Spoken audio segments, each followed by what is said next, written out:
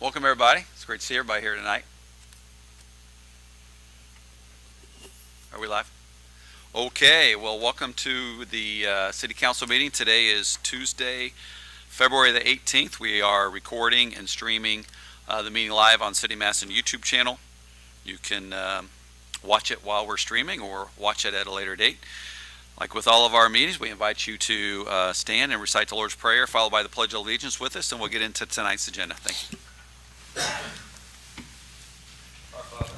Who art in heaven, hallowed be thy name. Thy kingdom come, thy will be done, on earth as it is in heaven. Give us this day our daily bread, and forgive us our trespasses, as we forgive those who trespass against us. And lead us not into temptation, but deliver us from evil.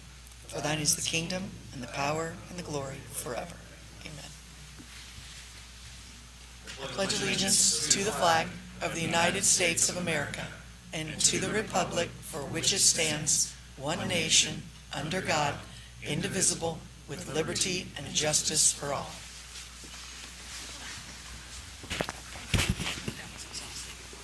Thank you.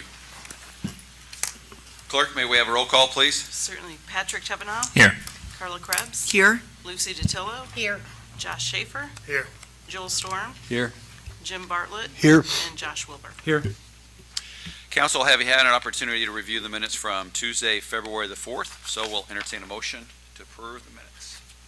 I move that we approve the minutes as presented. Any discussion? Hearing none, all in favor, please say aye. Aye. Any opposed? Thank you. Sue, may I invite you up? I'd like to read the proclamation for Black History Month and then also invite you to say a few words. But let me start with the proclamation.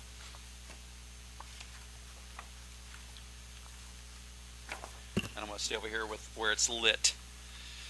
Whereas the celebration of Black history was established by Dr. Carter Woodson in February 1926 as a time to celebrate African American history and culture. The second week in February was chosen to coincide with the birthdays of Abraham Lincoln and Frederick Douglass. President Gerald Ford officially recognized Black History Month in 1976, calling upon the public to seize the opportunity to honor the too often neglected accomplishments of Black Americans in every area of endeavor throughout our history. Black History Month is a time for citizens of our city, our state, and our country to reflect on the rich history and teachings of Black Americans and honor their progress and achievements in education, economic development, and culture made throughout the world. Whereas Madison was a hub to the Underground Railroad movement and is home to Broadway School, the first commissioned colored school in Indiana, and our county is home to the Eleutherian College, the first college in Indiana that allowed people of color to attend. Many other churches and organizations in the Black American community, such as Broadway Baptist Church, St. Stephen AME Church, Eureka Lodge, have had a positive impact on our community. Whereas the Georgetown settlement on the east end of Madison was a prominent example of a self-supporting free Black community in the 1800s. Whereas in June 2020, the City of Madison reaffirmed its commitment to promote diversity and inclusion in the community and is making many investments in support of our Black history.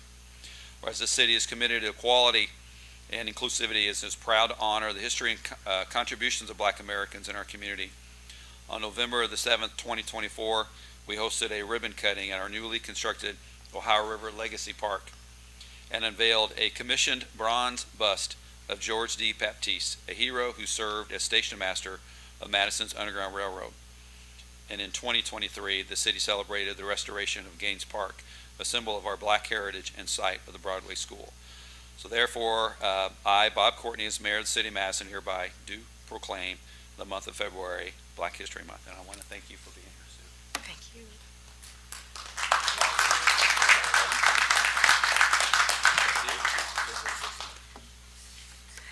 History is ever evolving, and Black history is just one of my favorite topics.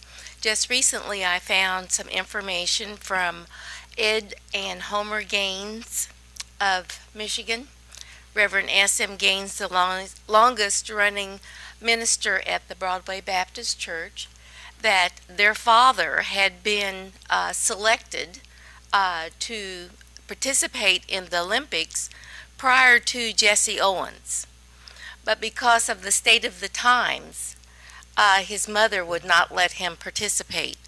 And that's just another portion of Madison's history that we keep finding out more and more about. The Gaines Park has been just an awesome park for our community, as well as the Legacy Park. This month, we are celebrating through authors that have written either about Madison or someone in Madison. Tonight at the Jefferson County Public Library, Joanne Spiller will be discussing the legacy of Bill Smith, who lived on 5th Street near the graveyard and was one of the first black artists and jewelry makers from Madison. He designed jewelry for, and I'm sure you probably already know this, so I won't bore you, but to tell you that he did jewelry for Audrey Hepburn. The Ohio Theater has a collection of movies that they are presenting. The Black Panther on the 28th. I'm sorry, guess who's coming to dinner on the 22nd? We have on this coming Thursday, Jocelyn Partee, that will be at the Picker Room at the Cotton Mill Inn. Next week will be D.L. McIntyre, who wrote The Wishful Eye, which is a story of the Underground Railroad and portions of Madison. Hope you can come out. Hope to see you there, and we look forward to seeing you then. Thank you very much. Sue, thank you. Hey, just a quick question. Will there be a Broadway reunion this year at Gaines Park? Well, I'd like to say yes, but at a certain age, you hope that younger people, such as yourselves, I don't know when you start becoming a part of history, but at my age, I'm almost too old to do some of the things that I used to do.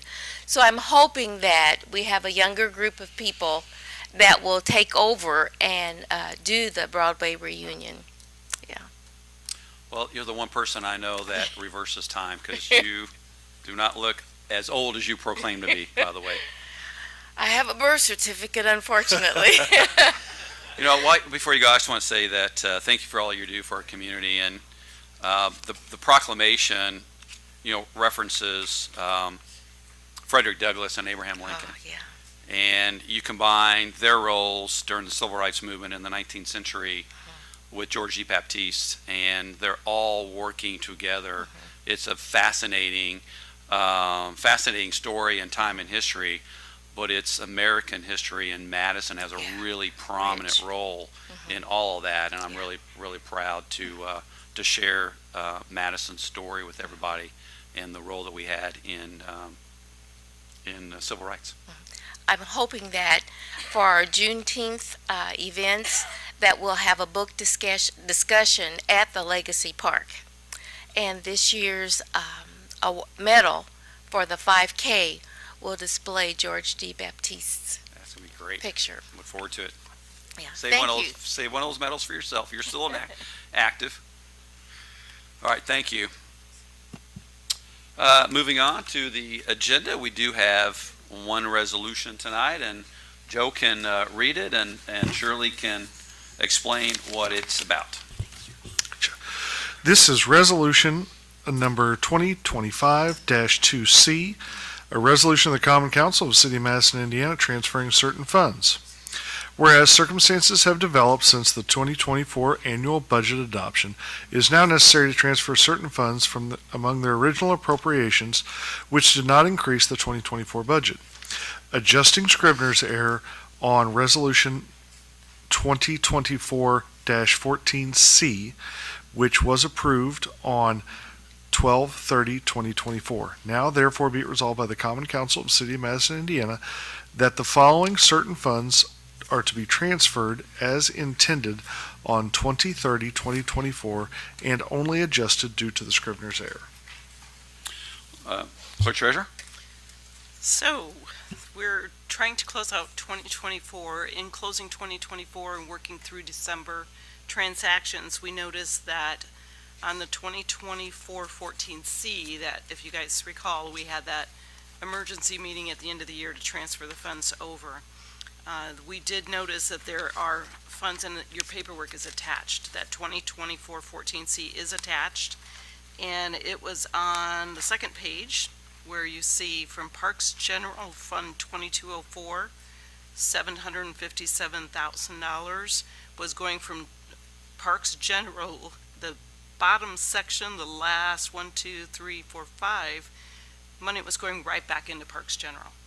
When I discussed it with the deputy mayor who compiled the information, the intent was to make that money go into Parks NRO. All of those funds should have transferred into Parks NRO. So that's what you see on the front of this. And you've identified the two funds there. I'm sorry. You've identified the two funds that was intended for Yes. transfer 2204 to 2211. Yes. Gotcha. Thank you. Are there any questions, comments, et cetera, from city council? The purpose in presenting it to you is to not just do the work behind the scenes without your approval and your eyes on the paperwork. So I just wanted to be sure that you guys understood we're going to do that. We just needed to get your approval to get that done. Are all the categories still correct? Or are those, because on the previous one, Yes. Yes, everything else will be correct. So we're just literally transferring the money from the funds that she had listed. The categories will still be within those categories. So again, it'll be category 1, category 2, category 3, 5, and 9. Great question, though. Thank you. Anything else? Anything from the audience? Okay. Do we have a motion to accept? I move that we accept Resolution 2025-2C. Is there a second? I second. Okay, roll call. Patrick Chevanow, Yes. Carla Krebs, Yes. Lucy DiTillo, Yes. Josh Schaefer, yes. Joel Storm, Yes. Jim Bartlett, Yes. and Josh Wilbur. Yes. Thank you. Thank you. Moving on, are there any reports, recommendations, or other business from standing or select committees of council? Hearing none, we'll move on to, we have one bill on second reading. Joe? This is ordinance number 2025-2, an ordinance amending salaries of appointed officers and employees of the city of Madison, Indiana for the year 2025. Are there any comments or questions from either the council or the audience? Okay. Hearing and seeing none, can we have a roll call vote? Patrick Chevanow, Yes. Carla Krebs, Yes. Lucy DiTillo, Yes. Josh Schaefer, Yes. Joel Storm, Yes. Jim Bartlett, Yes. and Josh Wilbur. Yes. Thank you, council. Bill passes.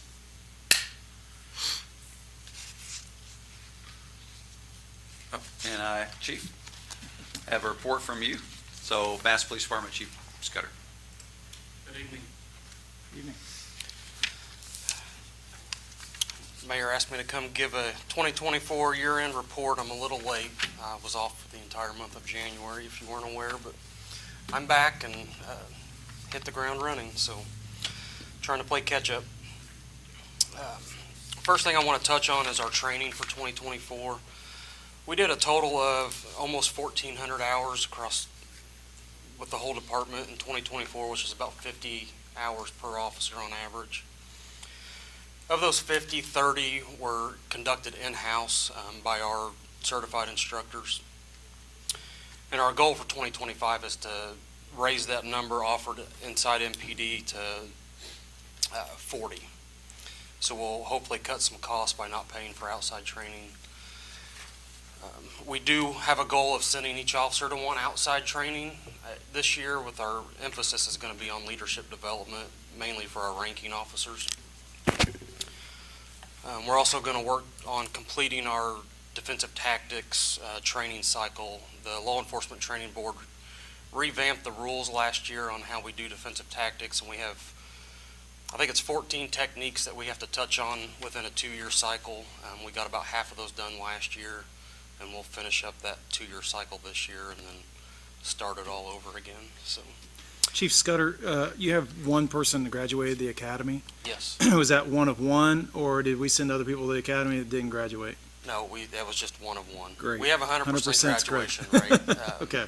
Typically, everybody, we try to do a very good job about vetting them out front, so that we don't have anybody that drops out.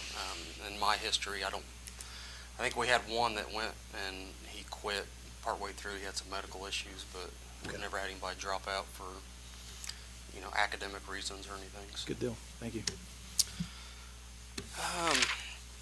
Something that we started last year was weekly captains meetings. So we have a standing meeting every Tuesday. We meet with the 3 patrol captains. I just feel like that's been one of the best things that we've done at MPD since I took over, and I don't want to take credit. That was Jeff's idea. But it's really helped with the flow of information between the officers and us. We get a better idea of what's going on in the department, and they're not as cut off from us, so that, we get better information flowing down to the captains, and they put it out to the patrol officers. It's also, I feel like, brought the captains into our circle, and they feel more involved and invested, so they've taken on some extra responsibilities, and they're doing more work than they've traditionally done in years past. We're working with Lexapol on our procedures and policy manual, and that's been a little overwhelming at times. There's a lot of policies. They've focused in on the highest liabilities, so like pursuits, canines. So we're trying to get those out of the way first, and then we'll hone in on the ones that don't hold as much liability or are quite as involved. So I think we're into, how many do we have done? 30, 40? Yeah. We are currently in a hiring process. The merit board's at the police department right now, actually conducting interviews, and as soon as I get done, I would like to skip out and go back down and sit in on those interviews. But we have 5 pretty qualified, highly qualified candidates, really. It's going to be a pretty difficult decision between them. So once we get those conditional offers to the ones that make it through the interviews, we're going to get them enrolled in the May Law Enforcement Academy and get them up there. So they'll graduate around September. They'll go into a field training program internally, and then they'll be out on patrol by themselves early fall. How many did you say you're hiring out of those 5? 4. And we may not hire all 4 out of this pool. Up to 4. Are there 2 offers still out? Was there 1 or 2 offers already out? Yes, that's correct. We had given conditional offers late last year to 2 other officers or candidates. They are already enrolled in the May Academy and slated to start.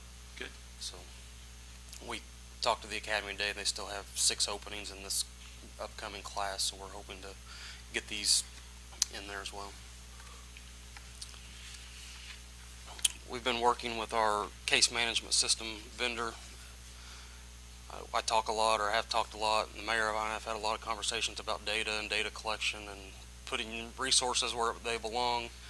And it's been difficult with this case management system and how they operate, but we've had a lot of meetings with them, and I think we're starting to get some traction there so we can implement some mapping, see where our highest crime areas are so we can deploy our resources.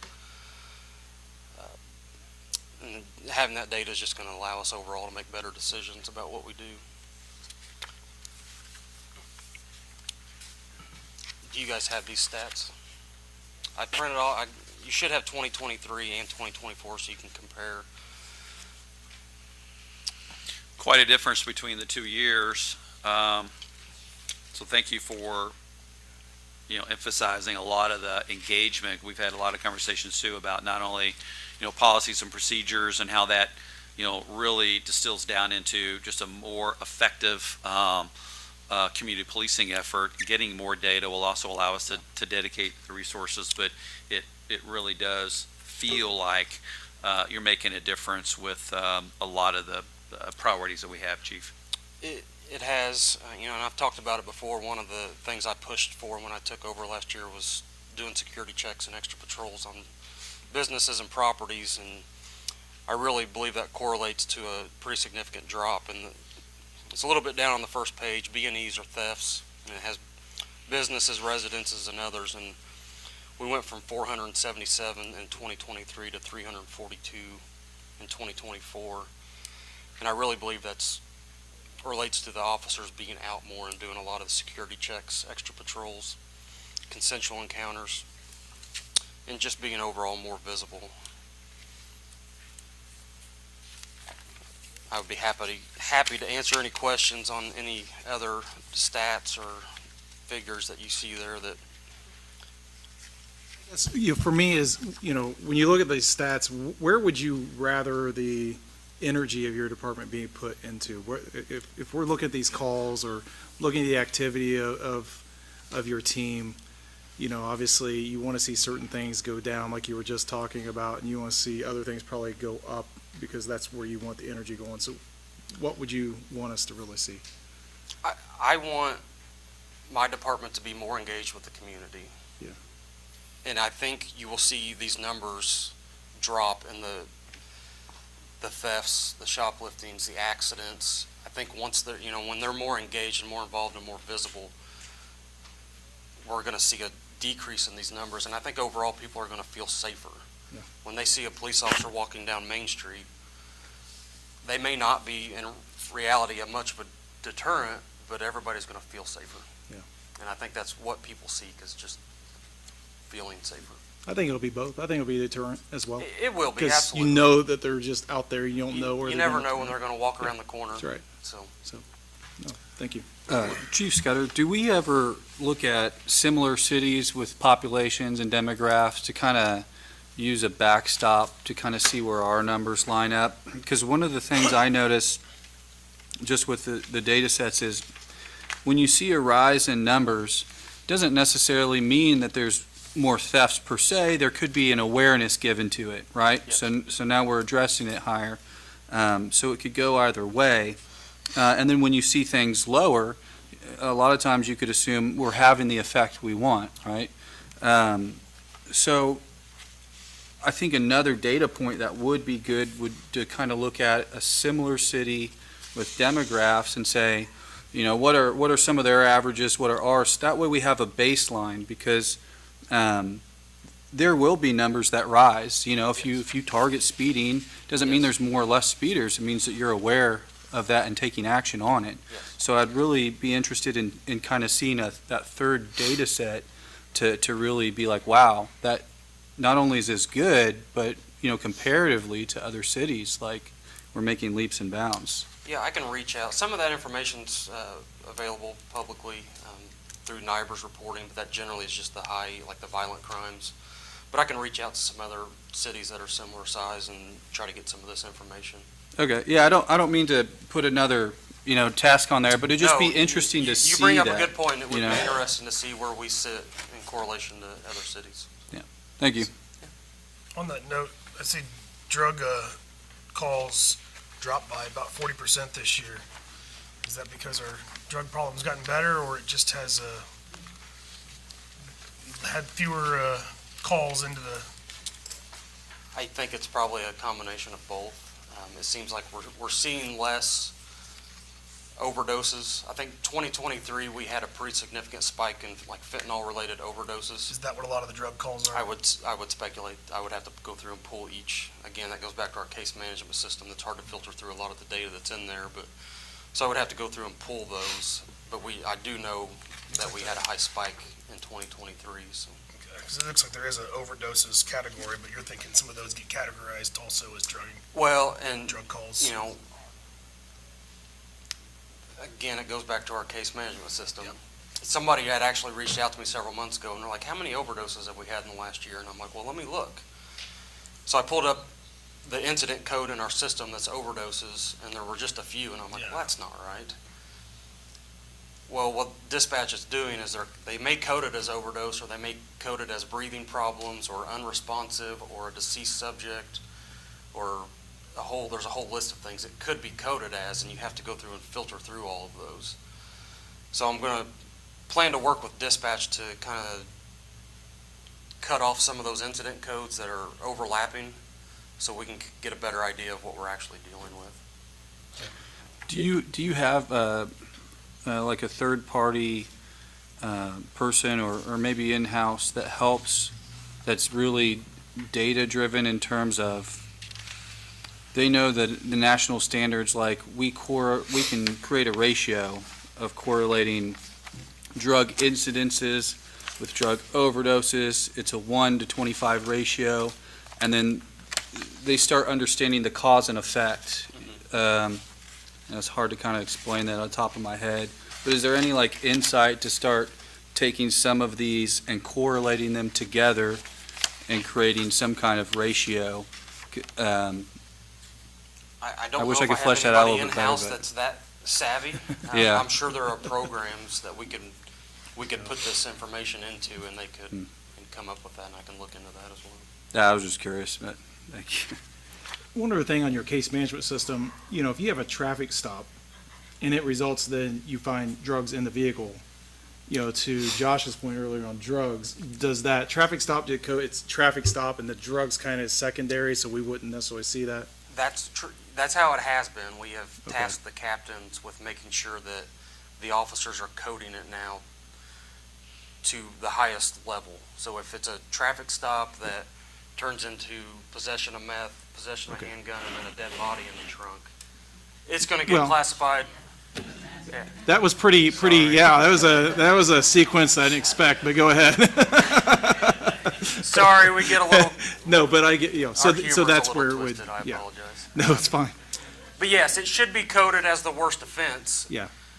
But really, it should be coded, there should be the ability to code every offense. Yeah. But that's not there yet. Okay, so that makes sense too for me with, thank you. Because we should be tracking the gun, the drugs, and the speeder, so we get a real look at what we're dealing with. But that's just a fault that's in the system that we need to address. And I say that because it's not every stop is just, okay, it's a traffic stop, and, you Right. know, it starts to turn into other things, so your officers are, you know, taking on multiple issues at once. Yes, That happen, so this doesn't necessarily reflect always what they have to go through. right. So, This has been one of the more challenging areas in order to properly, size the department and allocate resources.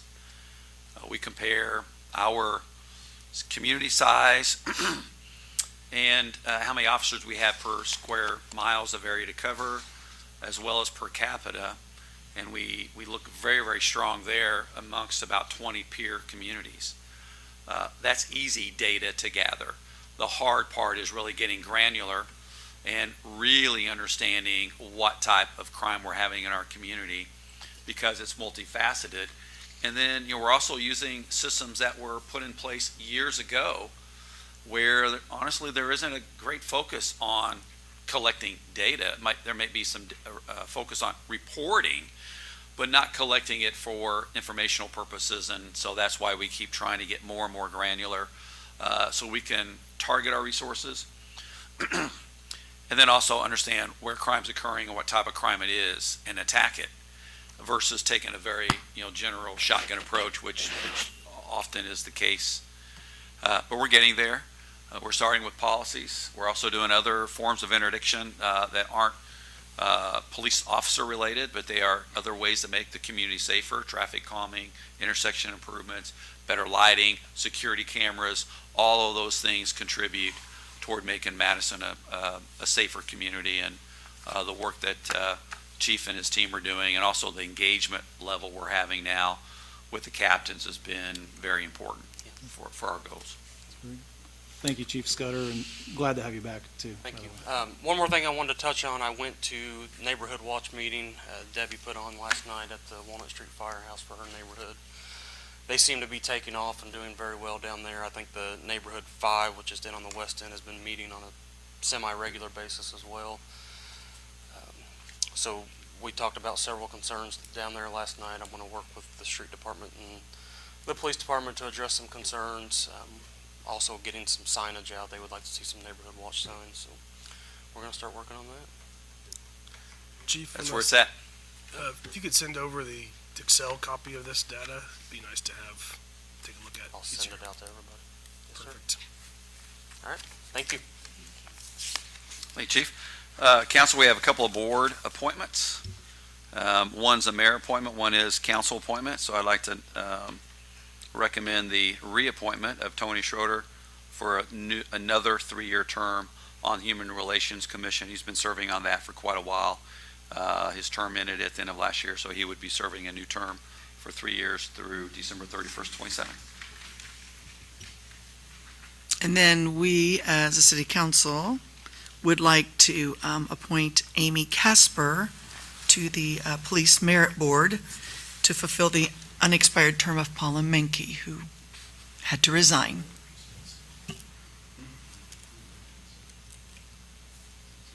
I'll second that motion. All right, so I think, Thank you, Josh. yeah, do we have a motion to, was yours an approval? Or Yes, do we both of them. Consent. But mine is mayor's approval with council consent. Okay, so do we have a motion to consent to the mayor's appointment of Tony Schroeder and a motion to approve the council appointment of Amy Casper to the merit board? We can tie those together? Sure. Okay, so I move that we accept the mayor's appointment of Tony Schroeder to the Human Relations Commission, and also that Amy Casper be assigned to the Police Merit Board. Is there a second? Second. All in favor? Aye. Any opposed? Thank you, council. As we are moving through the agenda, so now is the time for public comments. I didn't know, Madam President, do you have the sign up for? There were no sign-ups on the clipboard okay. today. All right, moving on then. Under mayor's comments, I have a couple of things. First, I want to alert everybody to the impending weather. We're supposed to get perhaps some more snow tonight. We are north of the band, meaning that we are in a winter storm watch for 1 to 2 inches of snow tonight and overnight. South of us, it's a winter storm warning. But in the last few days, we've gone from thunderstorms to snowstorms, flooding, and now more snow. So we want to just alert everybody if there is anything with regard to travel advisories, we'll make that known. We have already taken action to block off a portion of Vaughn Drive relative to the Ohio River flood stage level. Please do not drive around our barricades. That is very dangerous, and we've seen, fatalities. The city of Madison, unfortunately, has not seen fatalities from that, but there have been reports in the news just this week for people driving around barricades or driving through flooded waters and not being able to recover from that. So please watch out for the streets and the snow. Be safe. I want to remind everybody that my State of the City for the City of Madison is next week, next Thursday, I believe. Is that right? February 27th. I'm going to invite the entire city to that. We will overflow the facility at Fairfield, but it's going to be another great State of the City to talk about our 2024 successes, but more importantly, talk about where we're going in 2025 and beyond. I do want to mention that earlier today we issued a press release with regards to a organizational structure change. Council, I gave you a copy of that. It's been posted on Facebook. It's the actual org chart is also on our website. Tony Steinhardt is here. I want to congratulate him and welcome him as Madison's deputy mayor. We created that position a few years ago with the intent of having really good succession planning. Mindy has done a fabulous job there. Now Mindy will be transitioning more over on risk management and financial management for the city.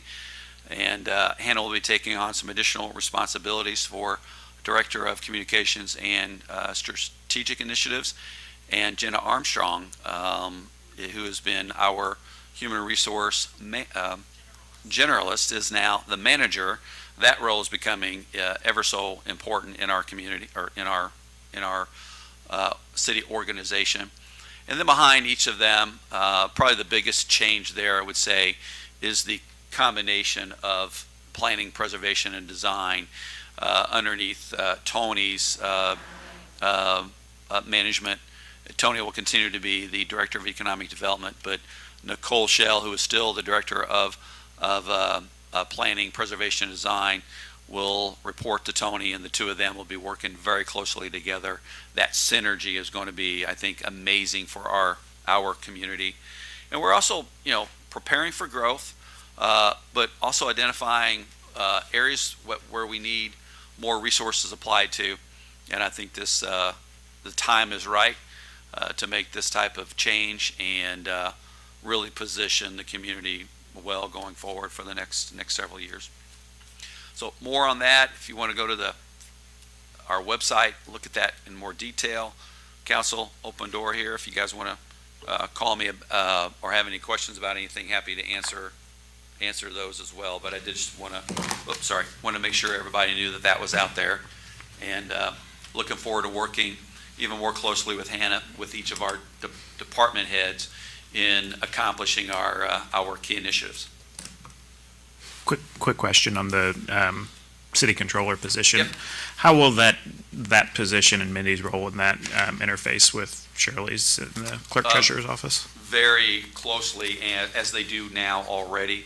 Mindy will still be working on the budgeting, working with each of the department on budget reports, working with Shirley on transactional information, but Mindy will also be involved in capital planning and risk management as she does now. So for Mindy, it's really about putting even more emphasis on the financial management through the mayor's office of all the activity that we have. As you know, we're investing in additional resources for grant and project management and compliance. So Mindy and Clerk Treasurer Niersen are going to be, as they have been, joined at the hip on many things. Thank you. Good partnership there.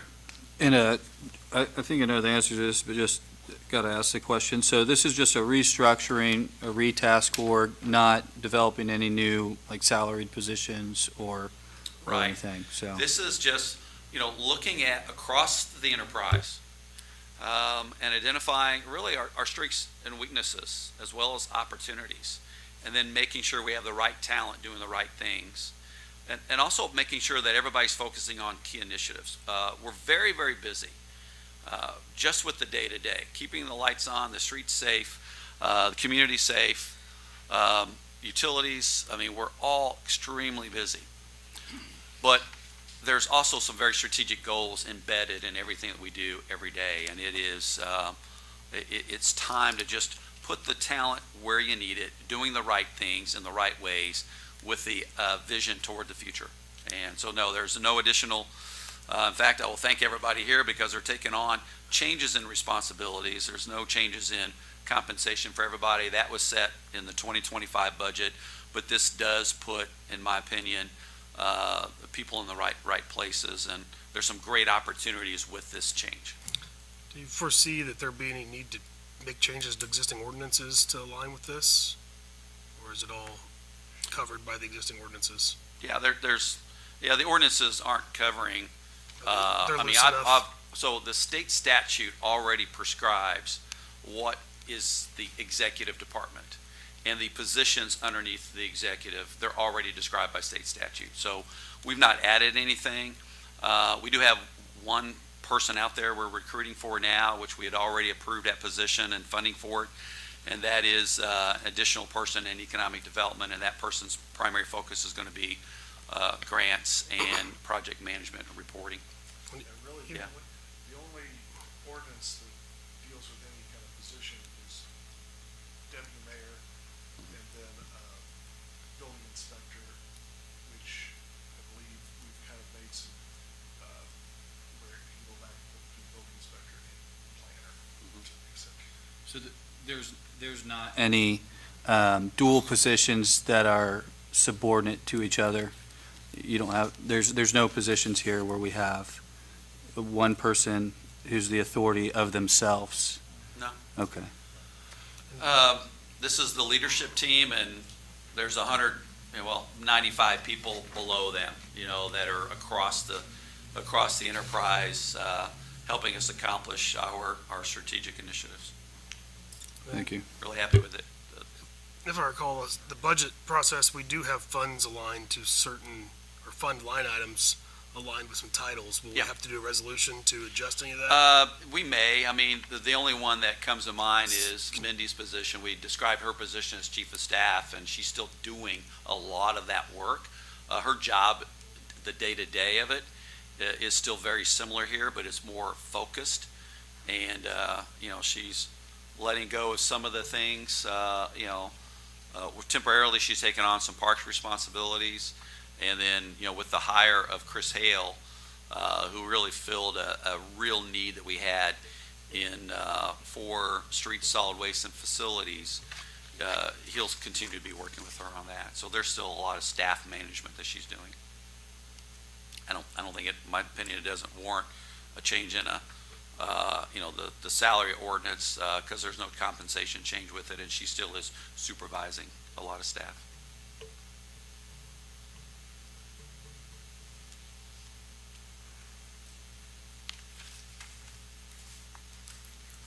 Any other questions? That's all it from me. I'll turn the floor over to council or clerk treasurer if they have any other announcements they'd like to make before we adjourn, and our next meeting will be March the 4th. And don't forget, State of the City is next Thursday, February 27th. I move to adjourn the meeting. Second the motion. All in favor, please say aye. Aye. Any opposed? Thank you. Thanks for